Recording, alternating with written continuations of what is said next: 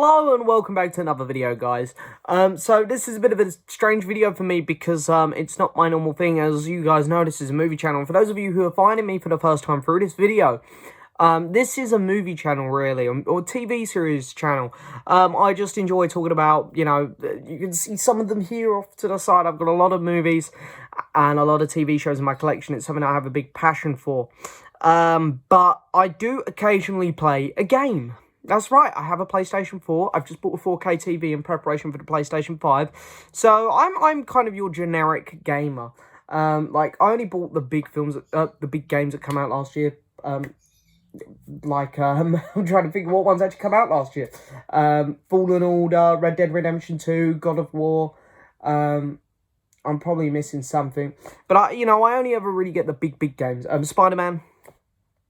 Pretty sure that was last year. So this year, there hasn't really been too many games that I'm interested in. But one of them that was coming out was The Last of Us Part 2. Now, I played during lockdown. So about 3-4 months ago now. I played the first one because I'd never played it before. I heard it was amazing. So this is just a bit of background context for me in the game. I did not play this game when it first came out on the PS3. I think it first came out. So I haven't had to wait like 4 or 5 years to see the follow-up to this game. So I played the first game, really enjoyed it.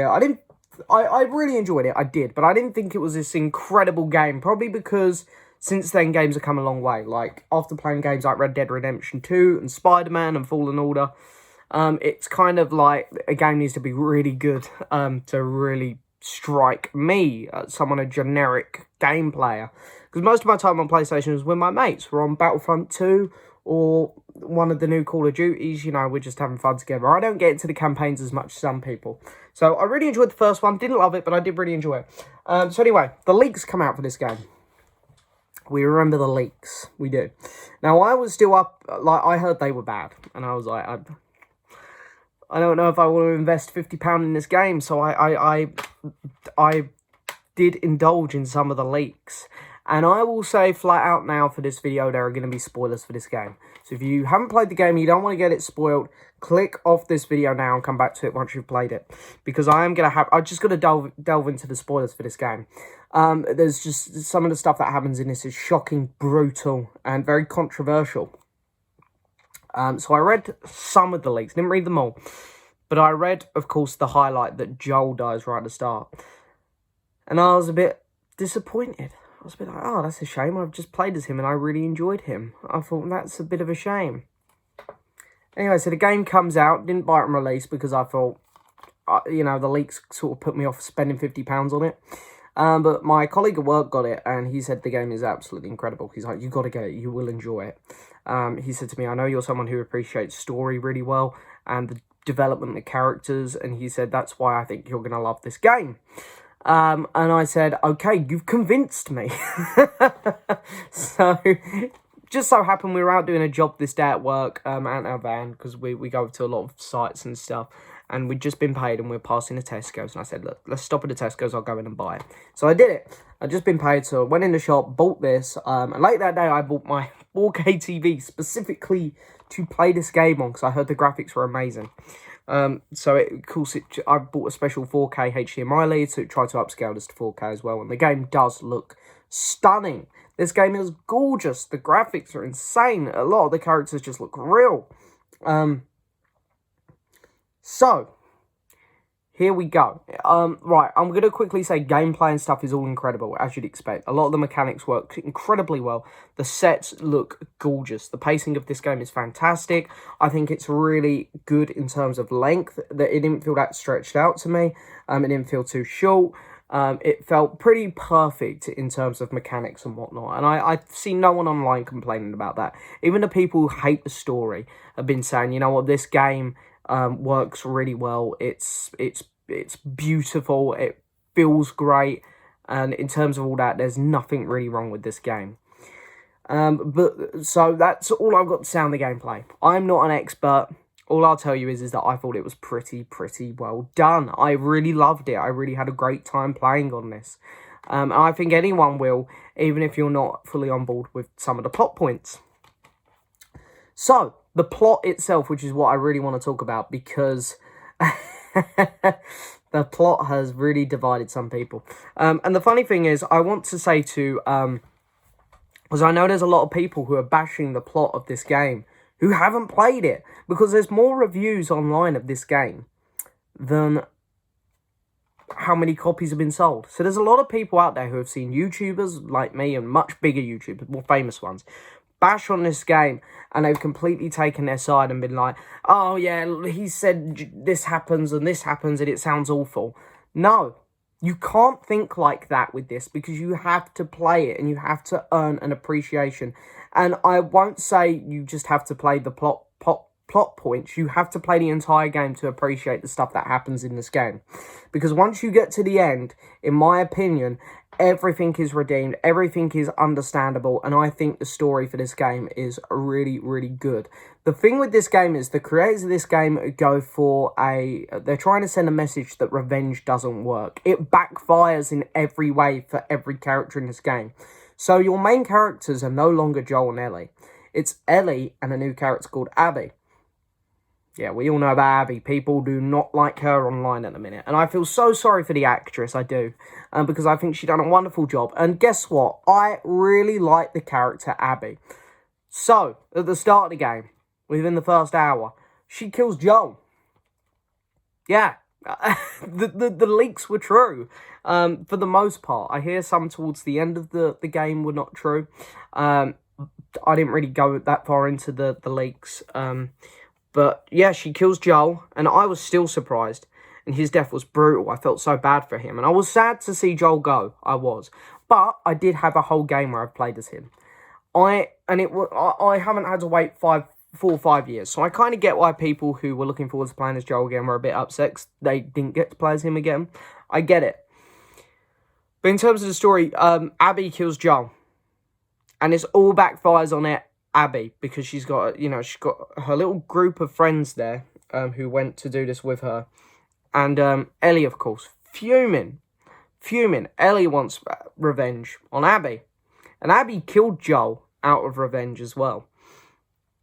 So Ellie kills more or less all of Abby's friends throughout this game. That's what you do.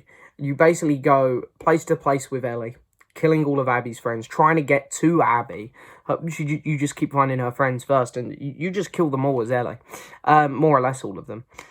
So killing Joel really did backfire on Abby, because she's now lost more or less everyone. But then revenge also completely backfires on Ellie, because during the back half of this game, she loses everything. She has a family with Deanna, I think her name was, her girlfriend, who, she more or less gets with at the start of the game.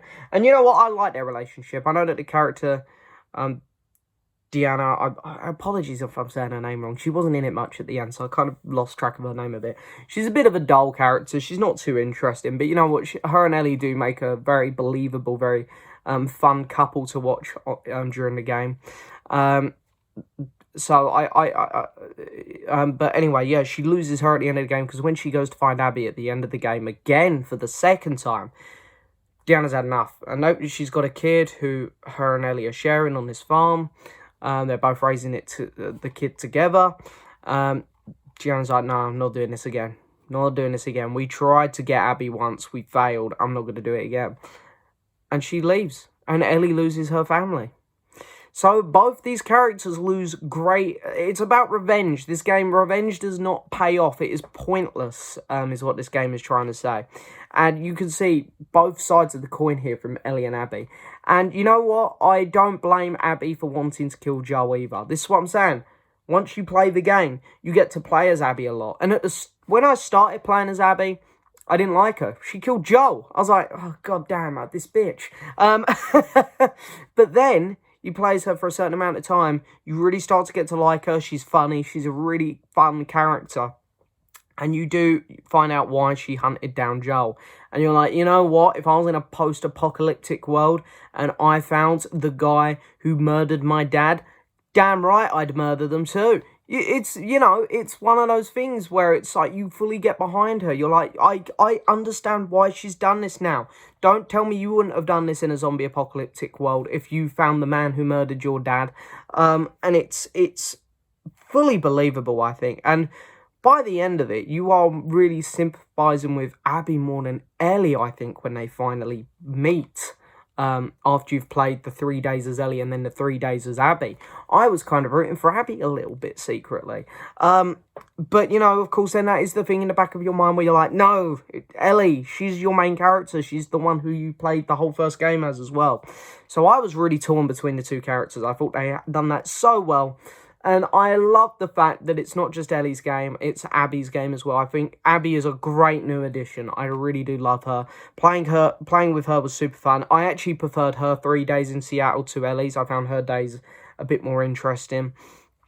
And then, yeah, of course, after they meet and they have their fight and Abby lets Ellie walk away for the second time after the incident with Joel at the start of the game, you have the whole last act of the game where Ellie goes after Abby again, and it's incredible. The final fight is insane. I had no idea what was happening as it was playing out. I was like, oh my god, who's gonna win here? And I was playing it and I'm like, oh my god, I don't want either of these two to die. I love both these characters so much. So I loved the ending. I thought the ending was so perfect, because in a way Ellie also lost Joel at the end of the game, even though he's already dead. The way Ellie always remembered Joel was through playing guitar throughout the game. And of course, during her fight with Abby at the end, Ellie loses her 2 fingers. So when she goes to play guitar at the end, she can't play it anymore. And it's like the last bit of Joel she has in her, she's lost. As well as Diana and her kid. She loses everything at the end of the game through revenge. And Abby is in the exact same position. She loses her group. All of her friends have died. She's on the boat with the young girl who she meets during her 3 days in Seattle. That's it. They both more or less lose everything because they both wanted revenge so badly on those who'd hurt them before. And I think it's a fantastic message, and I think the story of this game is incredible. I know it's not what some people wanted. People have been waiting a lot longer than me, and I get it. But I think once you've played the game from start to finish, you really do gain a great appreciation for this. I think it's a fantastic story. I think it's a fantastic game. I think it's better than the first one. I'm sorry. I know people are going to hate me for saying that. Personally, I preferred it.